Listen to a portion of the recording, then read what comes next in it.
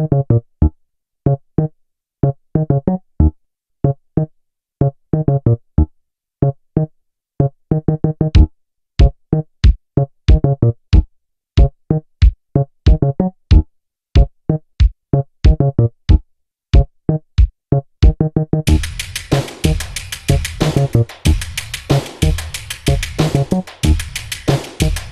comics author.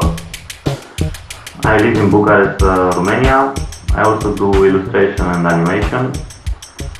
I did 2 stories. I did the Beirut one and the Sofia one. First is called Beirut, Small Talk, and the second one is Sofia, Small Talk. It's me and Gatan, whom I met there, and we basically go around the city, and also I come with my part where I tell him about Bucharest and similarities and differences between Bucharest and Beirut. Sofia is very different from Beirut. Beirut is very disorganized. It doesn't have a basic structure for how things go. I was not really afraid in Sofia. There was nothing for me to be afraid of. Everything was so peaceful around me.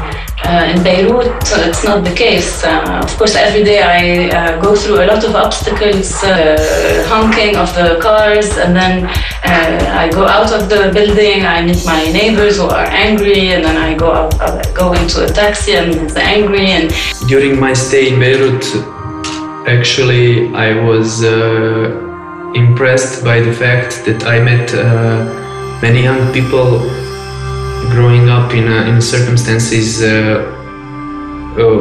of limited possibility to move, to walk, without possibility to travel, without any clue of peace. Actually, I was just walking around in the city, in the center, and in one moment I spotted a bullet in the street. I started thinking about it, about the story that lies behind this object. It was easy to connect it with the recent history of Lebanon.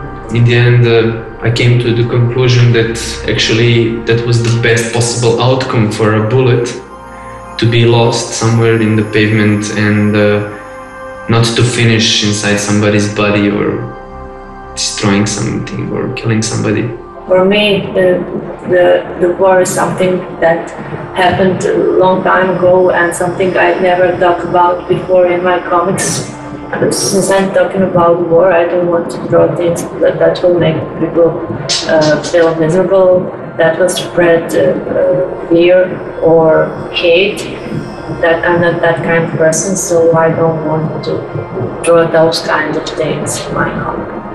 That mask is the mask that I had during the war to protect myself from reality, because I didn't like the reality. It was too horrible, and I escaped in the world of comic, in the world of art. So that's why I'm wearing a mask of Minnie Mouse. She's the most popular comic character. After we escaped communism in Romania, we were very happy that we can finally drink Coca-Cola, and I'm not even able to say if globalization is something bad. On the other hand, you see what's happening, you know, and all the highways look the same, all the food looks the same, and all the good food is gone, and all the standard food is now inside. So it's about the people who are selling at the Pancho's flea market, because it was the occasion for me to go there and to speak to the people who are sellers. Most of them are Chinese. Usually we see the Chinese people who are living here, but we don't know anything about them. A lot of the work that they do is actually half legal. Even the man who was helping me out with this research, who was my guide, was arrested shortly after I did the interview. So Avelina, I have never met her. I know her only from Tomáš stories. Tomáš is 26 years old. He lives in Prague. He is gay. and he is originally gypsy. In 3 pages, we wanted to capture only one interesting moment, and we choose a moment from a very atypical story when Tomáš met a woman and had a short relationship with her. In our Czech cultural context, there are these people who differ from the mainstream, from the middle-class Czech heterosexual people. They are very underrepresented. You rarely can listen life story of them and in context of their real life.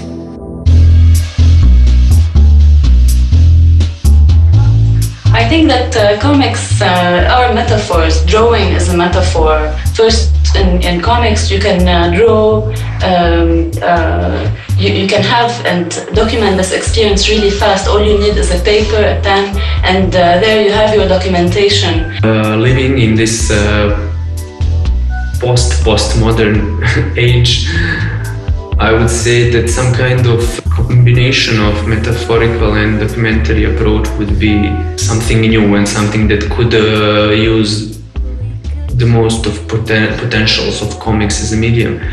I think that the subject of comics culture is pretty serious, and I think that people can understand easier through comics all about these stories, you know. But when you see these kind of stories inside, which we did, and which are about, you know, war and differences and immigration, and I think it's the best way one of the best ways to deal with these subjects and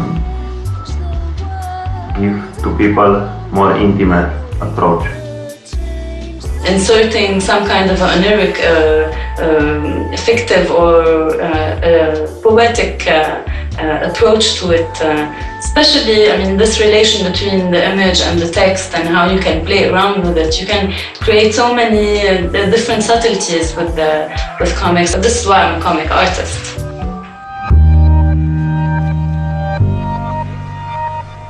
I was trying to pick up the people who were basically